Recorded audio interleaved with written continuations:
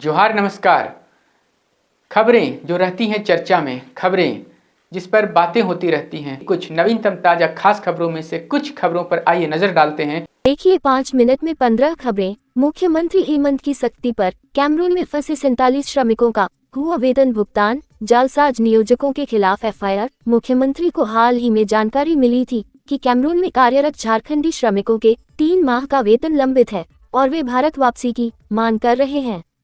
मुख्यमंत्री के आदेश के बाद राज्य प्रवासी नियंत्रण कक्ष ने श्रमिकों और संबंधित कंपनी से संपर्क किया। कंपनी ने बताया कि श्रमिकों को $100 प्रति माह का भुगतान किया गया है और बाकी की बकाया राशि उनके भारतीय खातों में ट्रांसफर की जाएगी। श्रमिकों ने इस भुगतान की पुष्टि की है।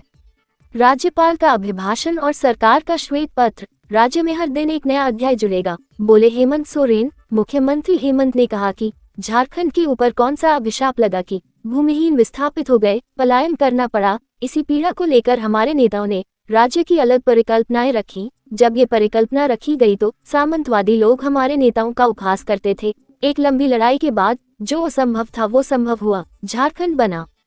कल्पना सोरेन ने कहा, जनता ये जानना चाहती थी कि सरकार क्या करेगी। ये अबुआ सरकार है, हर वादे को पूरा करेगी। पिछले 5 साल कैसे गुजरे सब जानते हैं। हमने बहुत काम किया है, आगे भी करेंगे। वहीं विधायक सरयू राय ने कहा कि राज्यपाल ने अपने अभिभाषण में कहा है कि सभी महिलाओं को मैया सम्मान का लाभ मिलेगा।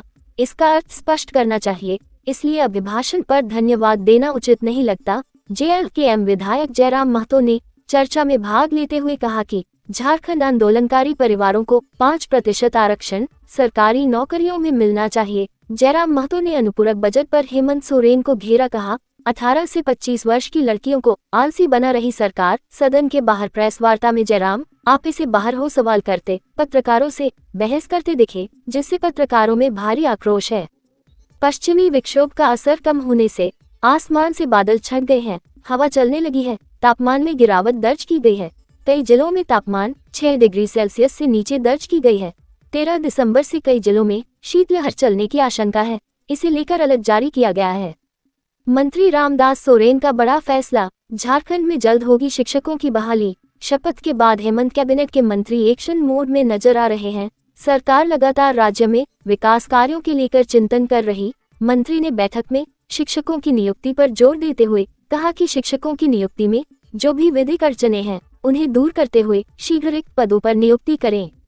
रांची के पूर्व डीसी छवि रंजन को कोर्ट ने नहीं दी बेल। सेना की भूमि वाली जमीन की अवैध तरीके से खरीद बिक्री से जुड़े लैंड स्कैम केस के आरोपी छवि रंजन को बेल देने से रांची पीएमएलए की विशेष कोर्ट ने इनकार कर दिया है। सोमवार को सभी पक्षों की ओर से सुनवाई पूरी होने के बाद कोर्ट ने बेल पर फैसला सुरक्षित रख लिया था, जिसके बाद गुरुवार को कोर्ट ने अपना फैसला सुनाया है। बेल नहीं मिलने से छवि रंजन को एक तरह से बड़ा झटका लगा है।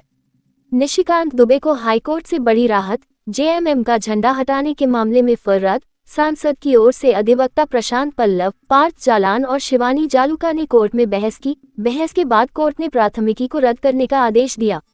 झारखंड विधानसभा में कांग्रेस ने अपने नेतृत्व में महत्वपूर्ण बदलाव किए हैं। कांग्रेस पार्टी ने बेरमो के विधायक अनूप सिंह को विधानसभा में मुख्य सचेतक नियुक्त किया है। इस बीच झारखंड कांग्रेस विधायक दल के नेता के पद पर जारी सस्पेंस भी समाप्त हो गया है। पार्टी ने पोड़ैयाहाट से विधायक प्रदीप यादव के नाम पर मुहर लगा दी है।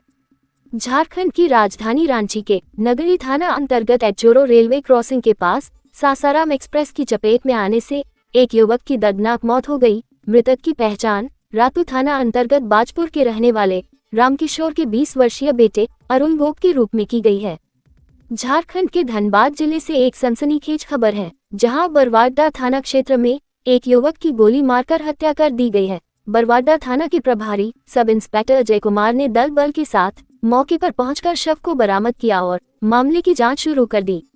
झारखंड की प्राइवेट कंपनियों में स्थानीय को 75% आरक्षण पर रोक। अधिवक्ताओं ने ये तर्क दिया कि ये कानून भेदभावपूर्ण है और यह समानता के अधिकार और व्यवसाय करने की स्वतंत्रता का उल्लंघन करता है, इसलिए इसे रद्द किया जाना चाहिए। खूंटी एसएस ने रनिया थाना के खतकुरा पंचायत में ग्रामीणों संघ की बैठक नियम कानूनों पर जागरूकता लाने की बात कही। एनएसयूआई ने रांची विश्वविद्यालय में की तालाबंदी। डोरंडा कॉलेज में कार्यरत इब्राहिम की हटाने की मांग। जेएमएम ने भी किया समर्थन। इब्राहिम पर हिंदू मुसलमान भेदभाव की बातें करने का है आरोप। पलामू डीडीसी ने कल्याण विभाग के कार्यों की समीक्षा बैठक ली, दिए आवश्यक दिशा निर्देश। पलामू एसपी को मिली गुप्त सूचना पर डीएसपी राजीव रंजन ने पकड़ा गांजा तस्करों को, 2 किलो गांजा भी बरामद। लातेहार जिले में डीसी उत्कर्ष गुप्ता ने डीटीओ सुरेंद्र कुमार संग किया सघन वाहन चेकिंग अभियान। ट्रैफिक नियमों का पालन नहीं करने पर दर्जनों वाहन पर चालान काटे। विधानसभा के प्रथम सत्र के अंतिम दिवस पर झारखंड विधानसभा परिसर में ग्रुप फोटो सेशन संपन्न हुआ। इस अवसर पर झारखंड विधानसभा अध्यक्ष रविंद्रनाथ महतो, मुख्यमंत्री हेमंत सोरेन, मंत्रीगण एवं विधायकगण उपस्थित थे।